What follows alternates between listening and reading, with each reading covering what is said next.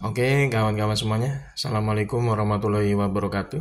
Seperti biasa ya, gue kembali di channel YouTube ini ya. Ingin sedikit mengulas lah terkait dengan kasus ijazah aspalnya Mukidi yang semakin hari sebenarnya semakin terang benderang ya.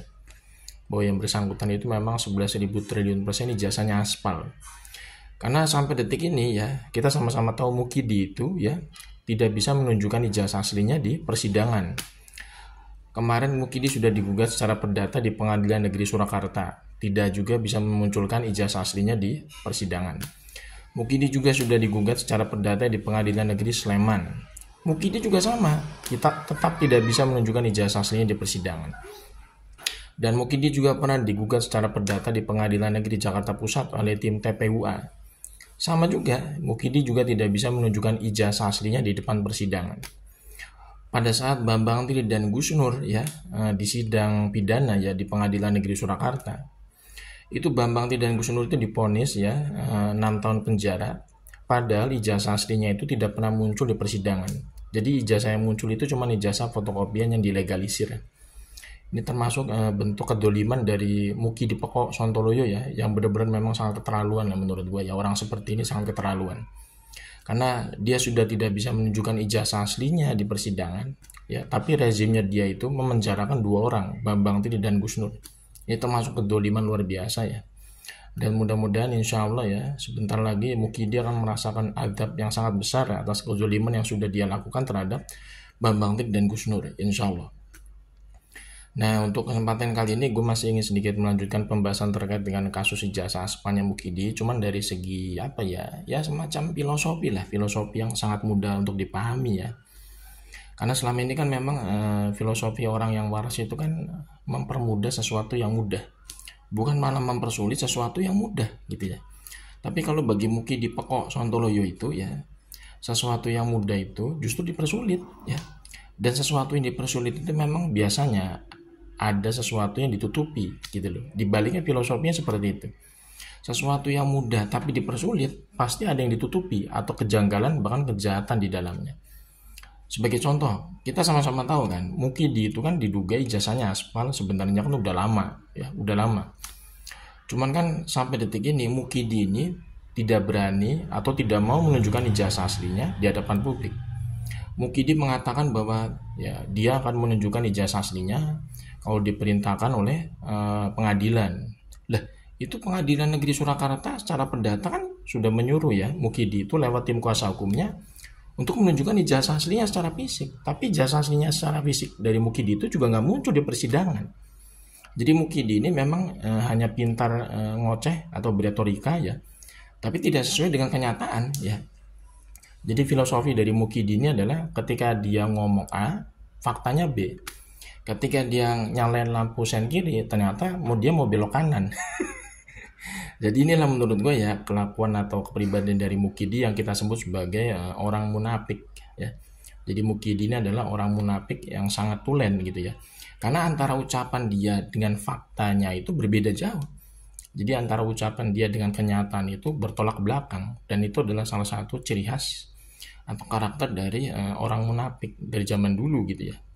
Dan gue berharap ya orang seperti ini itu kalau bisa itu segera diberikan azab oleh Allah Subhanahu Wa Taala ya, karena gue dibilang orang seperti ini sangat berbahaya kalau masih dibiarkan terus-menerus bebas tanpa jeratan hukum gitu ya.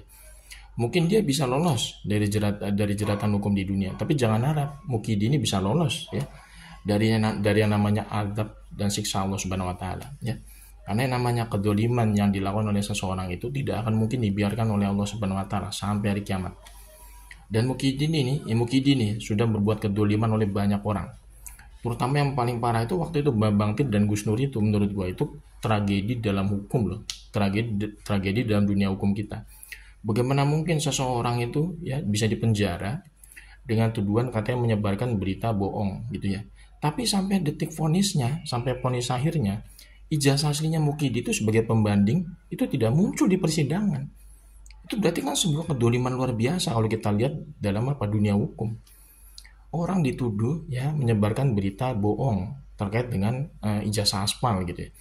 Tapi yang bersangkutan Mukidi ini tidak bisa menunjukkan ijazah aslinya di persidangan sebagai bantahan.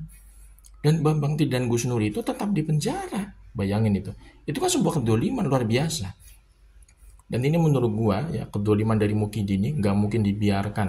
Pasti akan mendapatkan kisos, balasan dari Allah Subhanahu Wa Taala. Cepat atau lambat pasti orang ini akan mendapatkan azab yang sangat besar ya. Entah azab dia di dunia atau bahkan azab dia sebelum dijemput ajal. Kalau untuk di akhirat setelah dia mati pasti akan mendapatkan azab yang sangat pedih. Udah pasti. Karena setiap kemunafikan, kedoliman itu nggak mungkin lah ya. Istilahnya bisa selamat ya di akhirat. Jangankan di akhirat, di alam kubur aja nggak bakal selamat itu. Ya namanya orang munafik ya. Dan kita ini berbicara seperti ini itu menjadi itibar, ibroh, pembelajaran.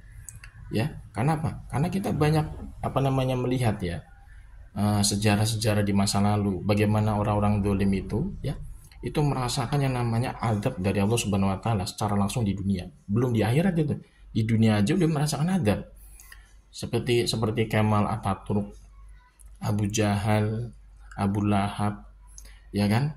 Kemudian orang-orang yang sama dan tanda kutip ya boleh bilang memusuhi Nabi Muhammad SAW itu merasakan azab sebelum dia mati. Di dunia aja sudah merasakan azab itu orang-orang dolim. Kisahnya Nabi Lut ya, kisahnya Nabi Nabi Nuh ya, itu kaum-kaum yang membangkang ya, berbuat kedoliman gitu kan ya, itu merasakan azab yang luar biasa sebelum mereka mati. Di dunia aja udah dapat azab, apalagi nanti setelah mereka mati itu udah pasti tuh akan merasakan azab yang sangat pedih ya. Jadi kita jangan biarkan ya orang seperti ini itu berbuat sesuka hatinya. Apalagi ya orang seperti ini tuh udah meruntuhkan yang namanya dunia pendidikan. Bayangin tuh, integritas dunia pendidikan kita itu diragukan oleh internasional. Karena media internasional itu sekarang meliput terkait kasus ijazah asepanya Mukidi. Ada media dari Australia, ada media dari Singapura, itu meliput loh berita terkait ijazah asepanya Mukidi ini. Ini kan bisa menjadi presiden buruk bagi bangsa kita. Kalau misalkan dunia pendidikan kita itu disorot oleh media internasional berkaitan dengan ijazah aspal. Apalagi ini yang diduga ijazahnya aspal adalah orang yang pernah menjadi pemimpin bangsa ini. Ini tentu menjadi aib ya, aib sangat luar biasa bagi bangsa kita. Karena bagaimana mungkin bangsa sebesar Indonesia ini itu diberitakan di media internasional bahwa pemimpinnya itu diduga ijazahnya aspal. Dan ini sangat sangat ironis lah ya. Kalau misalkan rezim saat ini ya, Pak Prabowo yang sama-sama kita hormati, yang sama-sama kita cintai ya. Karena gue juga dulu memilih Pak Prabowo ya, waktu pemilu 2014 dan 2019 gue termasuk pemilihnya Pak Prabowo. Nah gue sangat sedih kalau misalkan Pak Prabowo sekarang ketika memiliki kekuasaan, tetapi beliau masih tetap melindungi orang seperti Mukidi ini gitu kan. Padahal kita berharap Pak Prabowo ketika terpilih menjadi presiden itu bisa menegakkan yang namanya supremasi hukum. Jadi siapapun yang bersalah itu harus dihukum tanpa pandang bulu. Mau dia mantan presiden kek, mau dia mantan menteri kek, mau siapapun lah. Selama dia itu istilahnya punya kesalahan yang jelas-jelas di depan mata, itu jangan dilindungi. Harusnya diberikan treatment berupa penegakan hukum. Supaya supaya terjadi yang namanya equality before the law ya. Kesamaan hukum ya di mana-mana, masyarakat, rakyat biasa, sampai penguasa, mantan penguasa itu sama kedudukannya di mata hukum. Jadi jangan sampai ada yang namanya privilege, seolah-olah kayak diistimewakan gitu kan, seolah-olah kalau misalkan mantan presiden itu nggak bisa dihukum gitu kan ya. Jangan seperti itu harusnya gitu ya.